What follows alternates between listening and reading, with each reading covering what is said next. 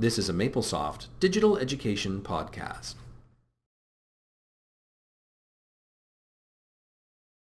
I'm here today talking with Maple Keijzer from the Technical University of Delft. Thank you very much for coming. Thank you. Maybe a good place to start. Can you just sort of give us a little bit about your background? You're definitely a digital education expert, but what brought you to it? I think your background was engineering, so it's not an obvious path. No, not really, no. I studied chemical engineering at the Delft University that I work for right now. And after graduation, I didn't really feel like an engineer. I was kind of looking what I could do. And I ended up at a tank cleaning facility. And there I found out that working with people using technology was very, like my goal in life. So I did that for about a year and a half, and then I became an instructor for a plant in biotechnology in Delft. And so I got more into education and doing another program on education in industry. So not especially for schools, but for industry. And that kind of set me up on a path to education, and I ended up, after 12 years after graduations, coming back to the university. It's good to come back that way. Yeah, I felt as I graduated that I had to get out into the world, not stay within the university, but it felt good coming back. And ever since I've been in the IT department, working with people using IT, so again, not the technical part, but the use of IT in education. Tell me more about Delft, UT Delft, TU? TU, sorry, TU Delft. Student population, focus, attitude, whether they have a stated policy with online education. I'd just like people that are listening to know more about Delft, because I see it as one of the leading European schools. In the Netherlands, we are the first technical university and the largest. We now have 4 technical universities, so there's Eindhoven, Twente, and we recently added a 4th university that's been there all along, but now it's pronounced the Technical University of Wageningen, more into agriculture and food technology. How many students? Delft has around 22,000 students. Okay. We've had a growing number of international students, especially entering our master programs. Ever since we started open courseware and online education, so that was a very big statement we made 5 to 8 years ago. I'm just curious, foreign students, what are their fee structure compared to local students? Within Europe, they pay the same amount of money, but out of Europe, then it is a lot more. Okay, yeah. Well, it's still more enlightened than I think we have in North America, where it's normally just a lot of money extra model. Yeah, so within Europe, the fees are about the same. We have about 11,000 bachelors and around the same amount of master students. Oh, really? Okay, so that many in graduate compared. Yeah. That's a very impressive ratio. Yeah, I heard. I wasn't aware of that, but someone, when I told that, it's quite special. But I believe North America, our graduate to undergraduate would be much higher percentage of undergraduate. I think it has something to do with our history, because the time that I went to university, it was just one whole 5-year program for a technical university. So I think in mid-90s we split it up in bachelor-master program, just to make it more flexible within Europe to be able to start or follow programs on other universities. But I think within the Netherlands, we're still used to you get a bachelor, but it's quite common that you enter a master program afterwards. Oh, okay. I would say that is becoming much more common in North America, but maybe more recently. Yeah, it's more that we come from the 5-year program, so bachelor 3 years, master's 2 years.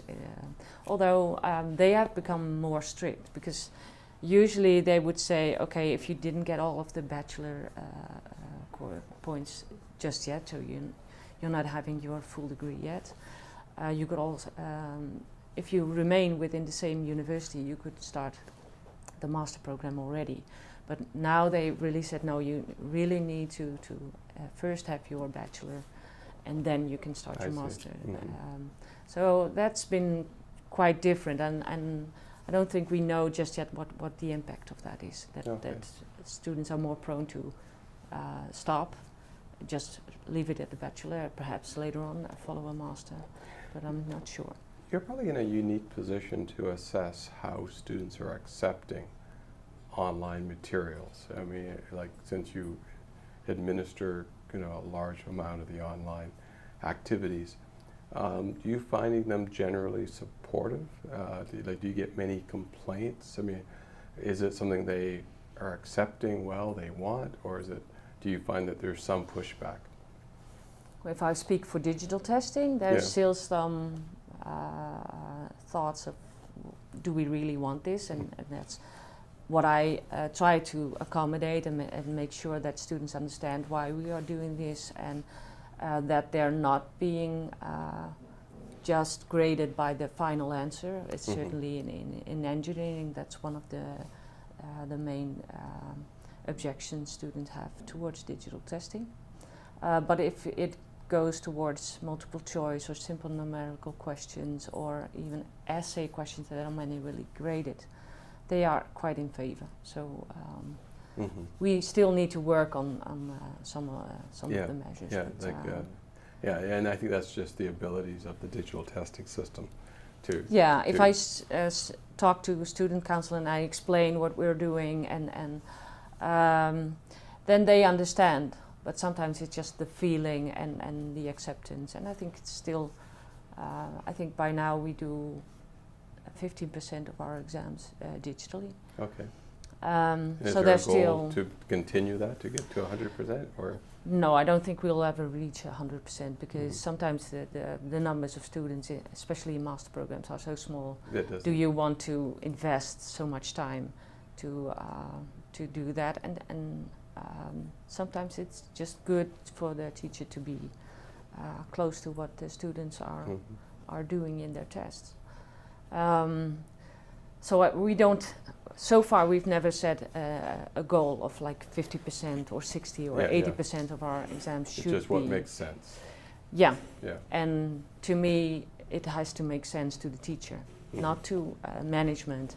It has to make sense for the teacher. Okay. Now Delft, that's one of their missions, right? To try to improve their online offering, and I believe very much they want to promote education worldwide from Delft.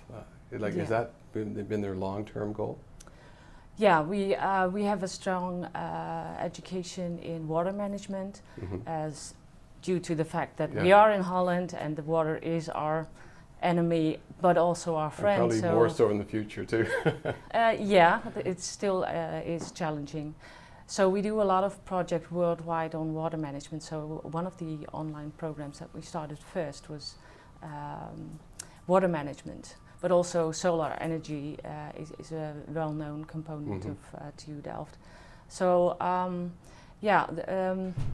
that is one of the reasons why we started I think we first started with online courseware. So just publishing our courseware online for everybody to use, reuse, share, adjust, whatever. And I think about 5 years ago we started our online educational programs. So first you need to get the word out, like we want to go online, we want to be better known in the world, and not just, we have former colonies that we are very known well of, but we want to reach out more into the world, in specifically water management, solar energy. So how many online courses do you have today? Or I mean, and by online, I mean online's a funny term, right? Like many courses that are taught face to face are supported by a lot of online materials. But I meant students that are fully out of the country that just access the course remotely. There are, well, in fact, we have still small numbers, and I think the larger numbers we have are in professional education. So I think we do a lot of MOOCs. I don't know the exact numbers, but those are meant for getting to know Delft, getting to know the quality of the education, getting to know the level of the education. So foreign students that want to apply to come to Delft know what the level of education is about. So MOOCs was a first for us to become known, because I don't think Delft was known that much. Of course, in certain areas we've been, but not in a wider area. But so far the numbers have most been in professional education. Okay, so these are professionals, they're working full time, they're upgrading their qualifications or something online. So yeah. So definitely that group, that cohort is very much about convenience and being able to take the course when they want to take it. Yeah. What about your regular student population? I mean, how much time do they spend consuming digital assets online versus face-to-face, and is that changing at all? Yes, that is changing. We have a platform in place that allows students to find their own content and share that with their fellow students, and to make comments on it. So I think there's a lot of use of online materials, not just our own materials, but also MIT or perhaps even Waterloo materials, because it's out there, and sometimes it just helps them to grasp the material better. Like, so how do you see the future? I mean, if you're sort of right at the thick of right at the junction of how digital assets are being used more and more by professors. If you looked 5 years into the future, e-learning, I mean, where do you see it going?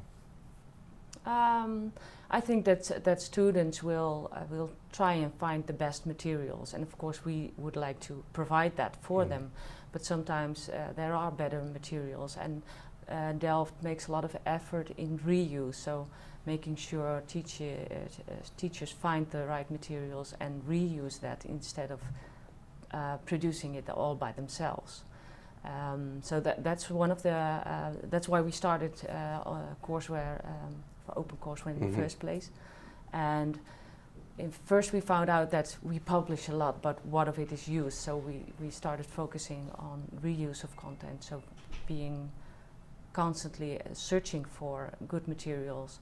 We do still produce our own, but it's just good to know that there's very good material out. Actually, I think that's a wonderful concept, that everything does not have to be produced in-house, that you're looking for the best. Sometimes it's hard for instructors to grasp that idea, that you don't have to do it all yourself. Yeah.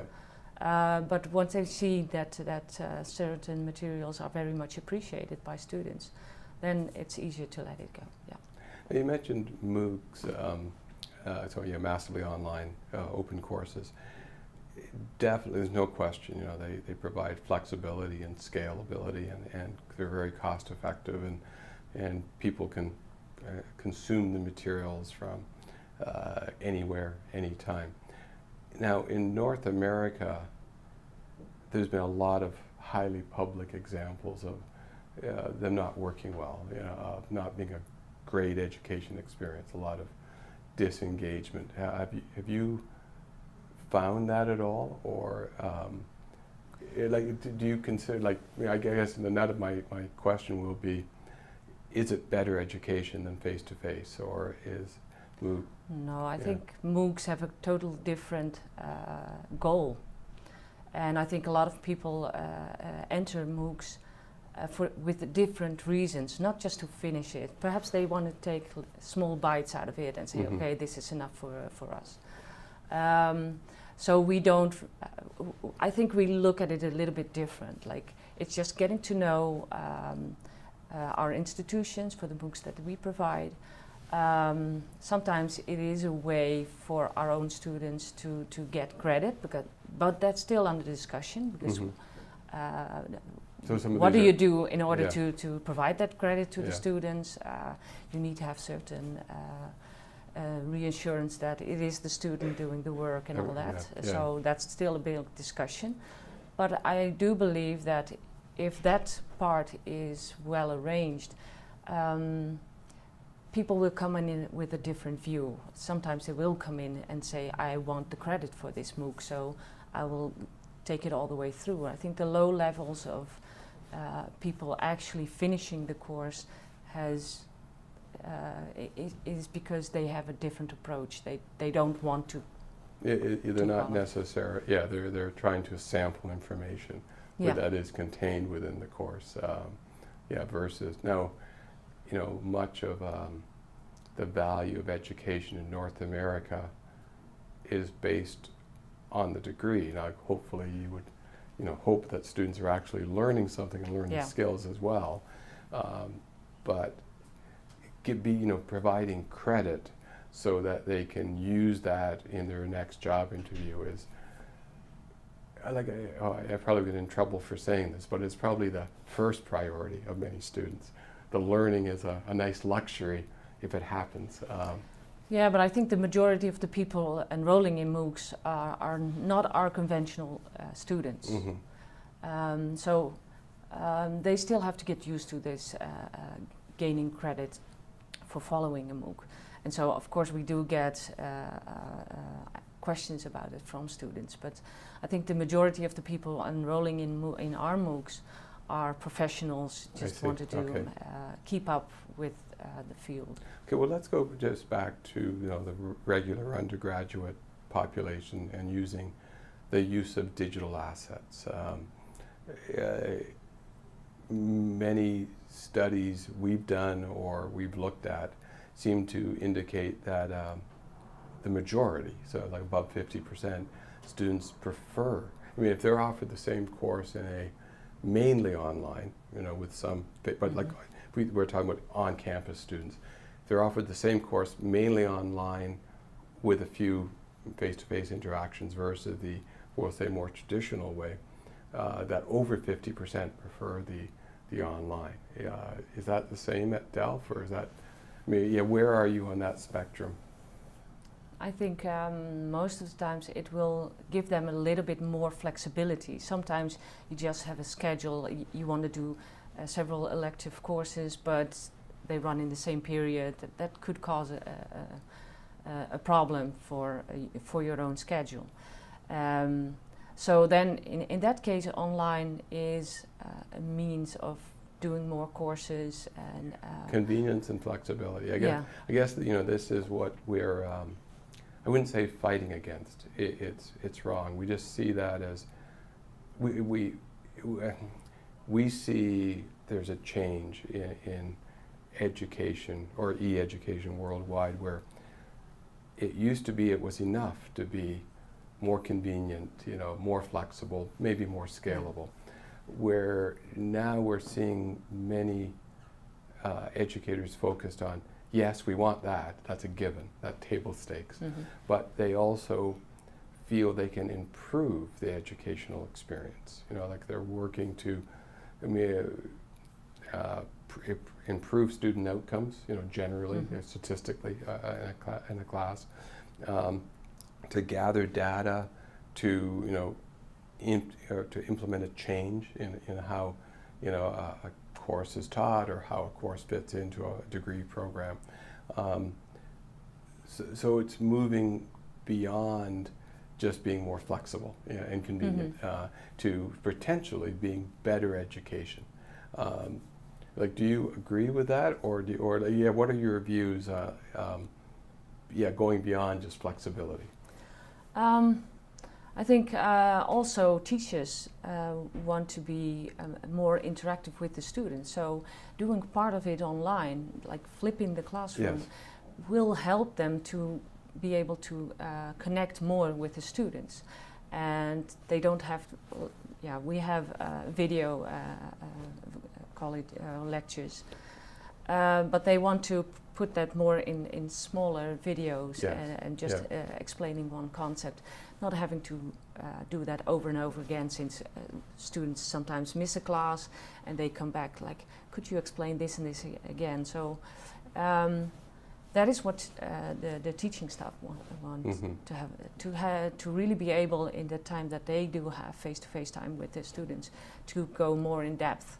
And that is something that is developing, and we've seen ever since we started doing our online courses, that on campus the teachers were asking for, could we also get the same support to make our courses blended? So that is a shift that Delft is making, to have a focus next to the online courses, to also be more supporting in making it blended. You definitely mentioned a number of concepts in there that I think are very important. Definitely the having, if there is a audio-video component, to have it focused on one subject versus a 40-minute lecture that covers a number. I think, that's very important. And there's lots of studies that show that attention spans are not, don't extend much beyond 5 minutes. So, so I think, that's a very important concept, and you can actually go and review just what you need, even for people who have attended the lecture potentially. That lots of studies have shown that's a much better way of going. If there was one focus that you, a change between what you do now and what you could see in the future, what would that be? Like, what would make education better? I think the possibilities of accommodating more learning styles. So some adaptive learning. Some just want to read the book and go through the book. Some would love to see animations, and so I think that the enrichment of the environment, of being able to accommodate the student that just wants to see, or the student that wants to start with first giving me the question and then moving on from that. Yeah, not all methods work the same on all students. And you could somehow, and if the system could actually learn of how the student learns, and then present the materials that are in line with how they learn. I think that's where we're headed. It's a ways away to have this almost artificial intelligence that can work to present the right type of materials to the right student. And your other point of having more interactivity with the instructor is I think, key. I think the interactivity of lecturing to a large body is very different than if the material, and then you actually are interacting and discussing the material with a live person.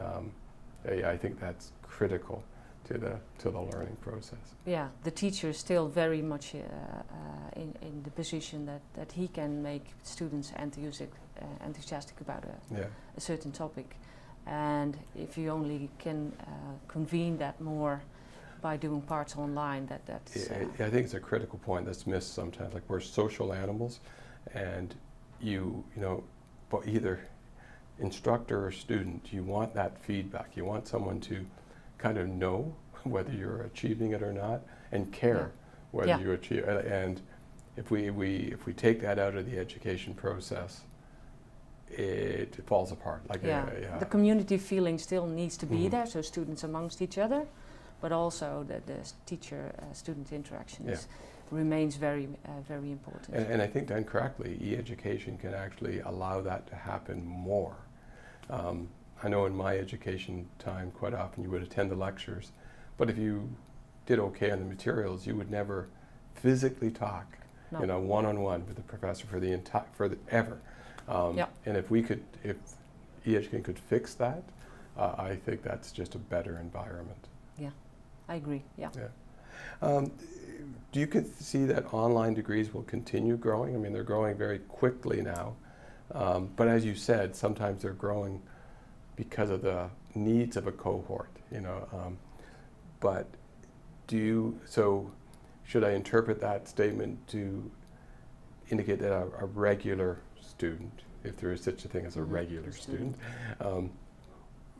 will they migrate to more online degrees, or you don't see that happening? I think it will, but sometimes because some courses that are very much interested are given in another part of the world. Yeah. So it will provide them with more flexibility, but students still need to get adjusted to that. Like it is still a threshold for them to come over. But I think they eventually will, because they will see there's more out there. I think it will take some time for the students really to get adjusted. Although they are online, they know their thing, but sometimes it's just a step to really go over that. So that's that might be what's lagging, but eventually they will. Yeah. Well, thank you very much. I appreciate your time. Thank you Thank very you. much.